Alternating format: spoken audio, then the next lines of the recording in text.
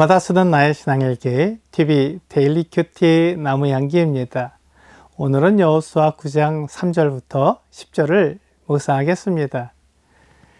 기브온 주민들이 여호수아가 여리고와 아이에 행한 일을 듣고 꾀를 내어 사신의 모양을 꾸미되 헤어진 전대와 헤어지고 찢어져서 기운 가죽 포도주 부대를 나귀에 싣고 그 발에는 낡아서 기운 신을 신고 낡은 옷을 입고 다 마르고 곰팡이가 난 떡을 준비하고 그들이 길갈 지정으로 가서 여호수아에게 이르러 그와 이스라엘 사람들에게 이르되 우리는 먼 나라에서 왔나이다.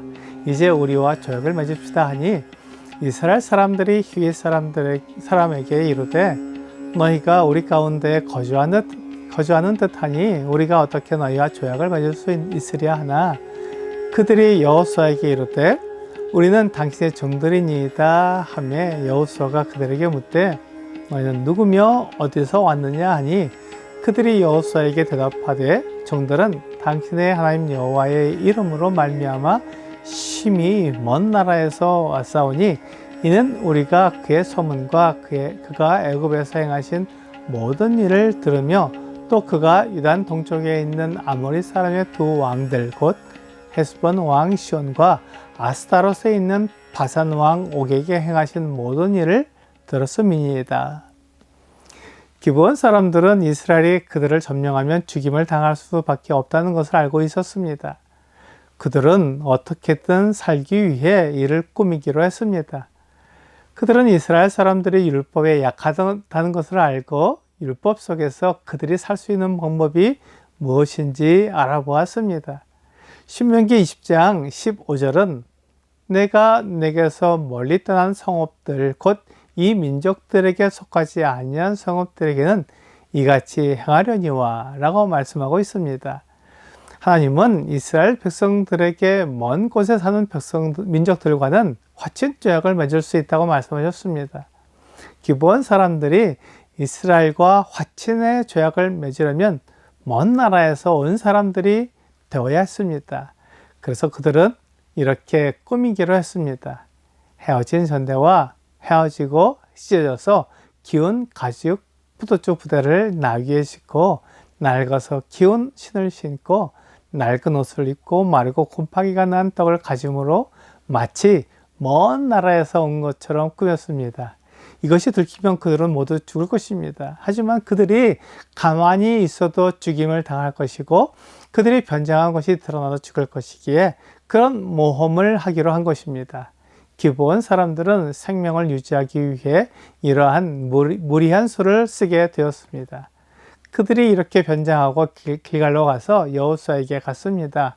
그리고 여호수아에게 우리는 당신의 종들이니이다 라고 말하면서 자신들을 낮추었습니다. 가나안 사람들은 이스라엘과 대적하고 그들을 원수처럼 대했기 때문에 이스라엘 사람들은 자신을 낮추는 이 사람들이 가나안 사람이 아니라 먼 나라 사람들이라고 생각했을 것입니다. 그들이 여호수아에게 조약을 맺자고 말했을 때 여호수아는 그들이 가나안 사람인 것 같아서 조약을 맺을 수 없다고 했습니다. 그러자 그들은 심히 먼 나라에서 왔으며 이스라엘 백성들이 애굽에서 행한 소문을 들었다고 말했습니다. 그리고 그들이 유단 동쪽에 두 왕 시온과 옥에게 행한 일도 들었다고 말했습니다. 그래서 그들은 이 크고 전능하신 하나님을 경외하니 자기들과 조약을 맺자고 말했습니다. 이것이 권모술수입니다. 기브온 사람들은 온갖 가문이설과 거짓말로 여호수아를 속였습니다. 그렇지만 기브온 사람들의 입장에서는 그렇게 해서라도 죽임을 면해야 했습니다. 그러니 권모술수든 거짓말이든 수단과 방법을 가리지 않고 사용했던 것입니다. 세상은 하나님이 없기 때문에 어떻게든 이 세상에서 오래 살고 잘 자라야 했습니다. 기브온 사람들이 추구한 것도 이 세상에서 죽지 않고 사는 것이었습니다. 이것이 세상이 추구하는 것입니다. 하나님은 사람들에게 영원한 생명을 주시고 하나님 나라에서 살게 하시기 때문에 하나님을 믿는 사람은 권모술수를 쓸 필요가 없습니다. 그들에게는 이 세상이 전부가 아니라 영원한 하나님 나라가 있기 때문에 이 세상에서 잘 살고 성공하기 위해 술수를 쓸 이유가 없습니다. 여호수아에게는 그들이 지나가는 사람들처럼 보였지만 그들은 지나가는 사람들이 아니라 그곳에 사는 사람들이었습니다. 그들의 목숨을 잃어버리지 않기 위해 여호수아에게 와서 죄악을 맺으려고 한 것입니다. 세상은 이렇게 우리에게 다가옵니다. 하지만 이내 세상이 우리의 마음을 차지하고 세상에 있는 것을 위해 살아가게 만듭니다. 눈에 보이는 세상의 것들이 우리의 마음을 빼앗아 버리는 것입니다. 세상은 우리의 마음을 빼앗기 위해 눈에 보이는 것이 아름답고 훌륭하다고 말해줍니다. 하나님 나라의 아름다운 것들은 보지 못하게 막습니다. 그들은 어떻게 하든지 우리가 세상을 위해 살고 눈에 보이는 것이 가장 중요하다고 생각하게 만드는 것이 중요하기 때문에 그렇게 하기 위해 수단과 방법을 가리지 않습니다. 이것이 권모술수가 되는 것입니다. 우리의 눈을 가리고 세상을 보게 만드는 것이 권모술수입니다. 마태복음 4장 3절과 4절은 시험하는 자가 예수께 나와서 이르되 내가 만일 하나님의 아들이었던 명하여 이 돌들로 떡덩이가 되게 하라.